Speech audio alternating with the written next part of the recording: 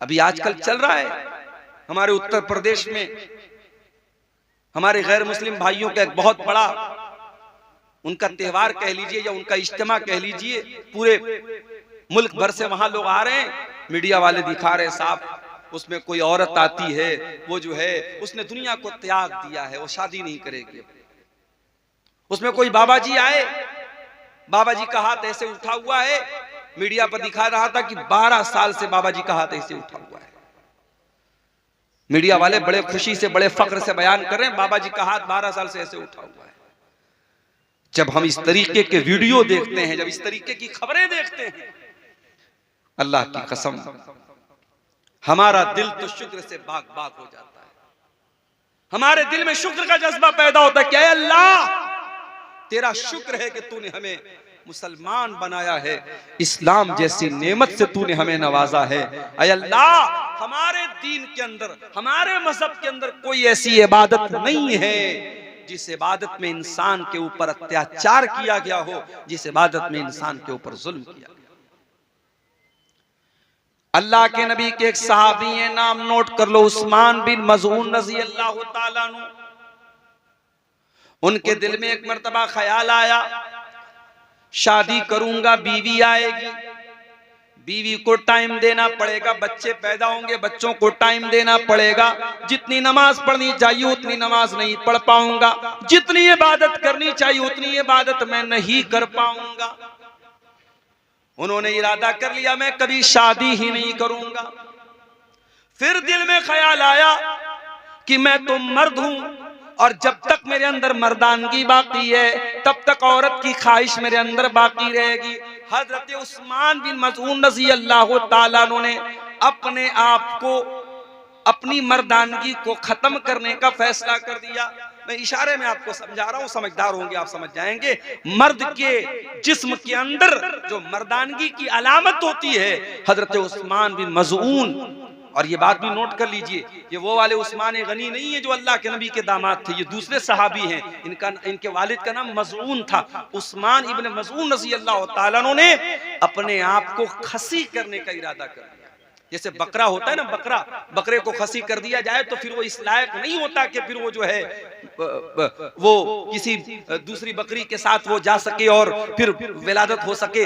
तो जिस तरीके से बकरे और जानवरों के अंदर खसी होता है, उस जमाने में चूंकि मेडिकल साइंस की तरक्की का दौर नहीं था, तो बाज लोग क्या करते थे, अपने आप को खसी कर लेते थे ताकि शादी की ख्वाहिश ही उनके अंदर बाकी न बचे, मर्दानगी ही उनकी खत्म हो जाए।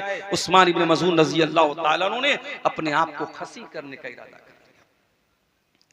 जब अल्लाह के नबी को पता चला, आपने उनको बुलवाया, आपने कहा उस्मान इन्नी लम उमर बिन रहबानिया, ऐ उस्मान बिन मज़ऊन में मुझे रहबानियत का हुक्म नहीं दिया गया है। ऐ उस्मान, जिस दीन को मैं लेकर के आया हूं, मेरे दीन के अंदर रहबानियत नहीं है। बाल बच्चों को छोड़ करके, दुनिया को छोड़ करके कुटिया में चला जाए, कोई पहाड़ पे चला जाए, ये मेरे दीन का कॉन्सेप्ट नहीं है। ऐ उस्मान इब्न मज़ऊन, कान खोल करके सुन लो, इन्नी उमिरतु अन अनामा व अकूमा, मुझे हुक्म दिया गया है मैं रात में आराम भी करूं और तहज्जुद की नमाज भी पढ़ूं।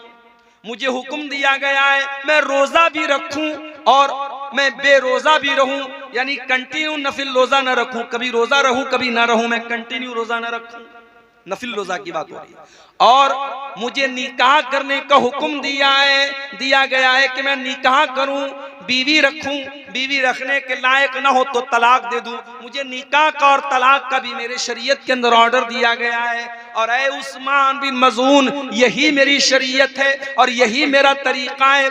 फमन रगिबा अन सुन्नती फलैसा मिन्नी, जो मेरे तरीके से हट जाए उसका मुझसे कोई ताल्लुक नहीं है। ऐ उस्मान, कान खोल करके सुन लो, अगर तुम मेरे तरीके से हटना चाहते हो तो कान खोल करके मेरी वार्निंग सुन लो, फिर मुझसे कोई ताल्लुक नहीं है। हजरत उस्मान इब्न मज़ऊन रज़ी अल्लाह ताला अन्हु को अपनी गलती का एहसास हुआ, उन्होंने फौरन रुजू किया। एक और सहाबी थे, नाम नोट कर लो उनका भी, अब्दुल्ला बिन अम्र बिन आस रज़ी अल्लाह ताला, बहुत नेक सहाबी, अल्लाह वाले सहाबी। रात रात भर नमाज पढ़ने वाले सहाबी, दिन में नफिल रोजा रखने वाले सहाबी, शादी हुई, बीवी के पास जा ही नहीं रहे, बीवी के पास जा ही नहीं रहे, बीवी का हक ही अदा नहीं कर रहे। बहू को ससुर ने देखा, 3-4 दिन के बाद बहू का चेहरा उतरा हुआ है, बहू ने बाल भी कंघी नहीं किया है। ससुर ने पूछा, भाई क्या बात है, तेरी नई नई शादी हुई है, तू ऐसा हुलिया क्यों बना के बैठी? कहा कि अब्बू आपके बेटे को मतलब ही नहीं है मुझसे, रात में नमाज पढ़नी है, दिन में रोजा रखना है, उनको तो बस रोजा रखना है, नमाज पढ़ना है, उनको बीवी से कहा मतलब है। ससुर समझ गए कि मसला क्या है, लेकिन बहुत सारी बातें बाप डायरेक्ट बेटे से नहीं बोल सकता। हजरत अब्दुल्ला के वालिद जो थे अम्र बिन आस, वो भी बहुत बड़े सहाबी थे, उन्होंने आकर के अल्लाह के नबी से कहा कि अल्लाह के नबी ऐसा ऐसा मामला है, मेरी बहू ने इशारे इशारे में बताया है कि मेरा बेटा अपनी बीवी की जरूरतें पूरी नहीं करता है, ऐ अल्लाह के रसूल आप मेरे बेटे को बुला करके समझाइए। अल्लाह के प्यारे नबी ने हजरत अब्दुल्ला को बुलवाया। आपने कहा, अब्दुल्ला मुझे पता चला है कि तुम रात रात भर नमाज पढ़ते हो। कहा, अल्लाह के नबी बिल्कुल सही बात है। आए अब्दुल्ला, मुझे मालूम हुआ है तुम कंटिन्यू लगातार नफिल रोजा रखते हो। हाँ अल्लाह के नबी, ये भी बिल्कुल सही बात है, मैं रोजा भी रखता हूं, मैं रात रात भर नमाज भी पढ़ता हूं। आपने कहा, अब्दुल्ला इन्ना लिअयनिका अलैका हक्का व इन्ना लिजसदिका अलैका हक्का व इन्ना लिज़ौजिका अलैका हक्का। आए अब्दुल्ला, तेरी आंखों का भी तेरे ऊपर हक है, तेरे शरीर का भी तेरे ऊपर हक है, तेरी बीवी का भी तेरे ऊपर हक है, तेरे मेहमान का भी तेरे ऊपर हक है, और तेरे रब का भी तेरे ऊपर हक है। अय अब्दुल्ला, सबका हक अदा करो, रात में नमाज भी पढ़ो और आराम भी करो, बीवी का हक भी अदा करो, दिन में कभी रोजा रखो कभी मत रखो, कंटिन्यू लगातार नफिल रोजा न रखो। अय अब्दुल्ला, ये मेरा तरीका, इसको फॉलो करो। इस्लाम इतना प्यारा दीन है मेरे प्यारे साथी। इस्लाम में आपसे ये नहीं कहा गया कि आप औरत से दूर हो जाएं। अल्लाह कह रहा है, ज़ुय्यिना लिन्नासि हुब्बुश शहवात, लोगों के दिल में औरत की मोहब्बत डाली गई है, औरत की जरूरत पड़ेगी तुम्हें, और इसीलिए इस्लाम ने तुमको निकाह का हुक्म दिया है। और मैं एक बात महसूस करता हूं अपने समाज में, मैं तो बनारस में रहता हूं, आपके यहाँ का माहौल उतना मैं बहुत ज्यादा नहीं जानता। मैं अपने यहाँ में देखता हूं कि लड़कियों की शादी जो होती है 18 साल में, 19 साल में, 20 साल में आमतौर से हो जाती है लड़कियों की शादी, लेकिन लड़कों की शादी 25 साल के पहले लोग नहीं करते आमतौर से, जबकि लड़का शादी के काबिल 20 साल में हो चुका है, अब 25 साल और 30 साल का होने के बाद आप उसकी शादी कर रहे हैं। मेरे प्यारे साथियों, इंसान को भूख आज लगी हो और खाना आप उसको 10 दिन के बाद खिलाएंगे तो बेचारा भूखा मर जाएगा। हम लोग आ रहे थे, हमारे ड्राइवर साहब भी साथ में आ रहे थे, मैं बनारस से दोपहर में कुछ खास मैंने खाया भी नहीं था, भूख लगी थी, और फिर ये भी मसला था, पहुंचना भी था आपके यहाँ, जल्दी भी थी, तो मैंने रास्ते में ऑनलाइन एक जगह होटल वाले को ऑर्डर दिया बेगूसराय में, वहां खाने की चीज जब पेट में कुछ गई तब जाकर के इंसान को सुकून मिलता है। ये हमारी फितरत और आदत है मेरे प्यारे साथ। एक लड़का 20 साल की उम्र में जवान हो रहा है और बाप उसकी शादी 30 साल की 32 साल की उम्र में कर रहा है, और वजह क्या है? वजह भी कोई खास नहीं है, वजह भी कोई खास नहीं है, बिला वजह की पाबंदियां लगा करके अच्छे रिश्तों को ठुकरा करके शादी में ताखीर की जा रही है। कान खोल करके सुन लो मेरे प्यारे साथियों, अपने समाज को अगर पाक करना है, ज़िनाकारी से दूर करना है, गंदगी से दूर करना है, अपने लड़के लड़कियों की सही टाइम पर शादी करो, सही टाइम पर शादी, उनको जरूरत है निकाह। ये दौर सहाबा का दौर नहीं है, मैं बार बार कहता हूं, ये फितरों का दौर है। हर हाथ में मोबाइल है, हर मोबाइल पर 5G इंटरनेट चल रहा है, गंदगी का पूरा सैलाब आपकी नौजवान नस्ल के पास मौजूद है। आप किस दुनिया में जिंदगी गुजार रहे हैं? अपने लड़के और लड़कियों की शादी को आसान करो मेरे साथ। और शादी की बात आई है तो कान खोल करके एक बात और सुन लीजिए।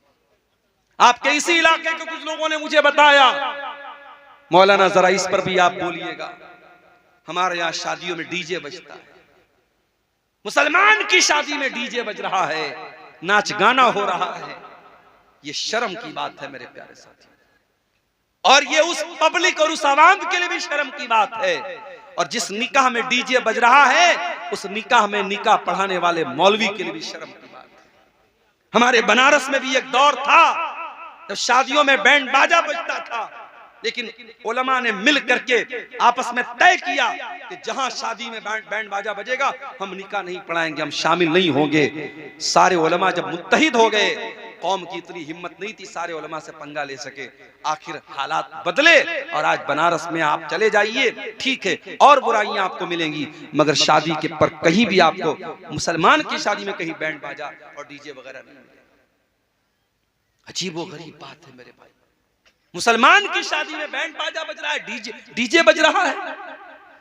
मुसलमान की शादी में हल्दी की रस्म हो रही है, मुसलमान की शादी में तिलक की रस्म हो रही है, मुसलमान की शादी में मंगनी की रस्म पे दावतें हो रही हैं। अल्लाह के वास्ते मेरे प्यारे साथियों, उम्मत बहुत परेशान है, उम्मत बहुत परेशान है।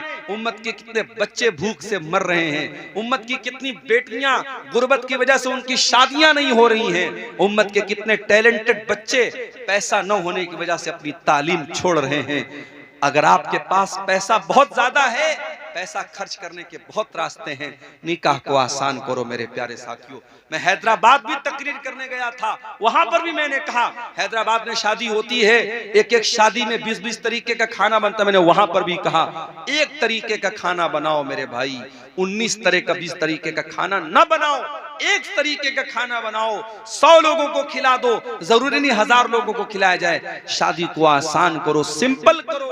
अल्लाह के प्यारे नबी ने फरमाया इन्ना आज़मन निकाही बरकतन ऐसरुहु मऊनतन, सबसे ज्यादा बरकत वाला निकाह वो है जिसमें सबसे कम खर्च किया जाए। आपने ये भी फरमाया इज़ा खतब इलैकुम मिम्मन तरदौन दीनहु व खुल्क़हु, जब तुम्हारी लड़की के लिए ऐसा रिश्ता आ जाए, लड़का दीनदार है, लड़का बाखलाक है, फज़व्विजू, तो तुम अपनी लड़की की शादी उससे कर दो। हमारे यहाँ तो नहीं साहब, हम शेरशाबादी हैं तो शेरशाबादी में ही करेंगे, हम अंसारी हैं तो अंसारी में ही करेंगे, हम शेख हैं तो शेख में ही करेंगे। ये बिरादरीवाद कहां से आया मेरे भाई? जब हम ये अकीदा रखते हैं सब आदम की औलाद हैं, सब हव्वा की औलाद हैं और एक ही फैमिली और एक ही परिवार से निकले हैं, तो फिर कौन ऊंचा कौन नीचा और कौन फला बिरादरी कौन? ये बिरादरीवाद की बुनियाद पर अपने आप को आपने ऊंचा समझ लिया। आज कितनी जगहों पर बिरादरी की वजह से रिश्ते नहीं हो रहे हैं और बिरादरी की वजह से जवान लड़कियों की जिंदगी बर्बाद हो रही है। मेरे पास लखनऊ की एक लड़की का मैसेज आया फेसबुक के ऊपर, उसने कहा मौलाना मेरे लिए दुआ कीजिए। मैंने कहा क्या मसला है? उसने कहा मैं कुरैशी बिरादरी से ताल्लुक रखती हूँ। कुरैशी बिरादरी आप जानते होंगे, जो गोश्त का काम करते हैं, जिनको हमारे यहाँ कसाई बोलते हैं, वो आमतौर से वो अपना सरनेम कुरैशी लिखते हैं, कुरैशी बिरादरी को। उसने कहा मौलाना मैं कुरैशी बिरादरी से ताल्लुक रखती हूँ, मैं अहले हदीस हो चुकी हूँ, मेरा भाई भी अहले हदीस हो चुका है, हम कुरान और हदीस को फॉलो करते हैं, हमारा बाप भी दती है, माँ भी दती है, खानदान भी दती है, कब्रों पर सजदा करने वाले लोग हैं।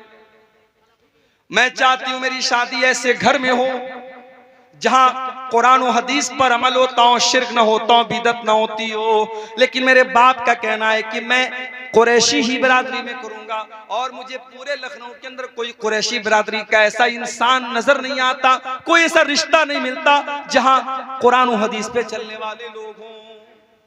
वो लड़की बेचारी अपना दर्द पेश कर रही थी और मेरे पास उसको सिवाय तसल्ली देने के मेरे पास कोई अल्फाज नहीं थे। ये हालात हमारी कौम के हैं। कितनी बिरादरियां हैं जिसमें हमारे अहले हदीस भाई और बहन कम हैं और उनके लिए रिश्ते की बात आती है तो खानदान और बिरादरी का दबाव होता है कि आपको बिरादरी के अंदर ही करना है। ये बिरादरीवाद कहां से आया मेरे प्यारे साथियों? हमें और आपको इसकी जड़ों को भी तोड़ने की जरूरत है। जब हम ये अकीदा रखते हैं या अय्युहन्नास इन्ना खलकनाकुम मिन ज़करिन व उन्सा व जअलनाकुम शुऊबन व क़बाइल लितारफू, ऐ लोगो तुम एक माता पिता की औलाद हो, एक माँ बाप की औलाद हो, आदम और हव्वा की औलाद हो। वजालनाकुम शुऊबन व कबाइल, तुम्हारी बिरादरियां अलग अलग हैं, तुम्हारे कबीले अलग अलग हैं। ये इसलिए नहीं है ताकि तुम एक दूसरे के ऊपर फख्र करो। लितारफू, ये तो जान पहचान के लिए ये सरनेम बनाए गए, ये बिरादरियां बनाई गई, ये बस जान पहचान के लिए बनाई गई। इनकी बुनियाद पर कोई किसी के ऊपर फख्र नहीं कर सकता है। शादी ब्याह में आज बिरादरीवाद ने भी मेरे प्यारे साथियों बहुत नुकसान किया है सुन्नत का। निकाह को आसान करो और अपने निकाह से डीजे की रस्म को निकाल के बाहर अपने गांव में बैठ के तय कर लो। जो गांव के मुखिया हैं, जो गांव के सरदार हैं, जो गांव के जिम्मेदार लोग आपस में बैठ के तय कर रहे हैं, जिसकी शादी में डीजे बजेगा हम सब नहीं जाएंगे उसकी शादी। उलमा तय कर लें हम निकाह पढ़ाने नहीं जाएंगे। इंशाअल्लाह देखो, एक साल ऐसा करके देखो, इंशाअल्लाह ये बुराई आपके इलाके से खत्म हो जाएगी। अपने बच्चों की सही टाइम पे शादी करो मेरे साथ। अल्लाह के नबी नौजवानों को खिताब करके फरमाते हैं, या माशर शबाब मन इस्तता मिनकुमुल बात फल्यतज़व्वज। ऐ नौजवानों, जब तुम शादी के काबिल हो जाओ तो तुम निकाह कर लो। फ़इन्नहु अग़ज़्ज़ु लिलबसर, निकाह करने से तुम्हारी आंखें झुक जाएंगी। व अहसनु लिलफर्ज, और तुम्हारी शर्मगाह की हिफाजत हो जाएगी। इंसान अपनी आंखों को अगर बचाना चाहता है बदनजरी से और अपनी शर्मगाह को बचाना चाहता है जिना से, अल्लाह के नबी तरीका क्या बता रहे हैं? रोजा रख करके जिना से नहीं बच जाएगा। नबी ने फरमाया तकरीरें सुन करके जिना से नहीं बच जाएगा। नबी ने क्या फरमाया? निकाह कर लो। अगर निकाह की ताकत है निकाह कर लो। निकाह करने से वो इंसान जिनाकारी से बच जाएगा मेरे प्यारे साथी। तो इस्लाम वो दीन है मेरे प्यारे साथी जो हमें निकाह करने पर उभारता है। क्यों? क्योंकि औरत की हमें जरूरत है। औरत की मोहब्बत अल्लाह ताला ने नेचुरल हमारे दिल में डाली है। वल बनीन, औलाद की मोहब्बत, बेटे की मोहब्बत भी तुम्हारे दिलों में डाली गई है। जिसके घर में औलाद नहीं है उससे जाकर के पूछो, वो लाख ऊपर से कह दे कि मुझे कोई कमी नहीं है, मगर जब दूसरे के घर में वो बच्चों को खेलता हुआ देखता है उसका भी दिल में चलता है कि मेरे घर में भी औलाद होती। औलाद की मोहब्बत और औलाद में बेटे की मोहब्बत अल्लाह ताला ने दिल में डाली है। किसी को सिर्फ बेटियां ही बेटियां हैं, उससे पूछो भाई तुमको बेटा चाहिए कि नहीं चाहिए। अगर भाई आज का जमाना तो ऐसा है कि ऑपरेशन हो जाता है, एक ऑपरेशन हुआ, दो ऑपरेशन हुआ, उसके बाद तो डॉक्टर लोग बोलते भाई अब तो ऑपरेशन नहीं हो सकता, 2-3 ऑपरेशन के बाद तो मामला खत्म हो जाता है। अब जिसको सिर्फ बेटियां हैं उससे पूछो भाई तुम्हें बेटा चाहिए, तो वो ऊपर से तो कहेगा नहीं यार लड़कियां आज के दौर में काफी हैं, ये है वो है, मगर दिल में कहीं ना कहीं बेटे की कमी का एहसास होता है। मैं ये नहीं कह रहा हूं कि बेटियां नऊजुबिल्लाह बेटियों का दर्जा बेटों से कम है, मैं एक नेचुरल बात बता रहा हूं कि बेटे की मोहब्बत अल्लाह कुरान में कह रहा है कि बेटे की मोहब्बत तुम्हारे दिल में डाली। बेटे की जरूरत पड़ती है इंसान। वल क़नातीरिल मुक़ंतरति मिनज़्ज़हबी वल फ़िद्दती, और सोने चांदी के खजानों की मोहब्बत, मालो दौलत की मोहब्बत भी तुम्हारे दिल में डाली गई है। जितनी भी दौलत तुमको मिल जाए लेकिन तुम्हारा पेट भरने वाला नहीं है। कल तक जो 10,000 रुपया महीना कमा रहा था, बड़ी मुश्किल से घर चला रहा था, दुआ कर रहा था अल्लाह मेरी आमदनी बढ़ा दे, अल्लाह ने 10,000 से 50,000 कर दिया। अब 50,000 पे तो उसका पेट भर जाना चाहिए, मगर 50,000 पर भी पेट नहीं भरेगा। 1 लाख हो गई, अब तो पेट भर जाना चाहिए, 1 लाख से भी पेट न भरा। अल्लाह के नबी फरमाते हैं लौ कान लिब्ने आदम वादियान मिन ज़हब, अगर आदम के बेटे के पास सोने की 2 वादियां आ जाए, लबतगा सालिसन, तो वो तीसरे की तमन्ना करेगा, उसे तीसरी भी चाहिए। 2 वादी मिल गई, सोने के 2 पहाड़ मिल गए, उससे पेट नहीं भरेगा, उसे तीसरी भी वादी चाहिए, तीसरा भी पहाड़ चाहिए। और आगे अल्लाह के नबी फरमाते हैं वला यमलउ जौफ इब्न आदम इल्ला तुराब, इंसान के पेट को अगर कोई चीज भर सकती है तो कब्र की मिट्टी भर सकती है। जब कब्र में जाएगा वही जाकर के पेट भरेगा, दुनिया में कभी पेट नहीं भर सकता। अल्लाह कह रहा है कि ऐ इंसान, तेरे दिल में माल की मोहब्बत, सोने की मोहब्बत, चांदी की मोहब्बत तेरे दिल में डाल दी गई। वल खैलिल मुसव्वमती, और इंसान के दिल में घोड़ों की मोहब्बत डाल दी गई है। घोड़े की मोहब्बत उसके दिल में डाल दी गई है। कैसे घोड़े? जो निशान लगे हुए घोड़े। अरब में एक घोड़ा होता था जिस पर निशान लगा होता था, वो बड़ा बेहतरीन घोड़ा होता था। उस जमाने की सवारी घोड़ा थी, आज के जमाने की सवारी कार है। अभी हैदराबाद में मेरा एक सफर था, एक मस्जिद में मेरा प्रोग्राम था। अब एक नौजवान का फोन आया, मौलाना मैंने नई गाड़ी खरीदी है, मैं आपको अपनी गाड़ी से मस्जिद तक लेके आना चाहता। अब मेरे जो मेजबान थे जो मुझे लेके गए थे, उन्होंने कहा मौलाना आपको मेरी गाड़ी से चलना पड़ेगा। मैंने कहा भैया किसी की भी गाड़ी से जाना तो है, चलो वो नौजवान बेचारा, नौजवान लड़का, उसने नई गाड़ी ली, चलो उसका दिल रख लेते हैं, उसका हौसला न टूटे। अब वो जो है साहब मर्सिडीज गाड़ी उसने ली थी। मर्सिडीज गाड़ी, पता नहीं लोग बताते कि 1-1.5 करोड़ की गाड़ी आती है। वो गाड़ी वो लड़का लेके आया, उसने कहा मौलाना आप बैठिए मेरी गाड़ी पर, मुझे बड़ी खुशी होगी। 1-1.5 करोड़ की लोग गाड़ियां लेते हैं मेरे भाई। गाड़ी और सवारी आज के जमाने में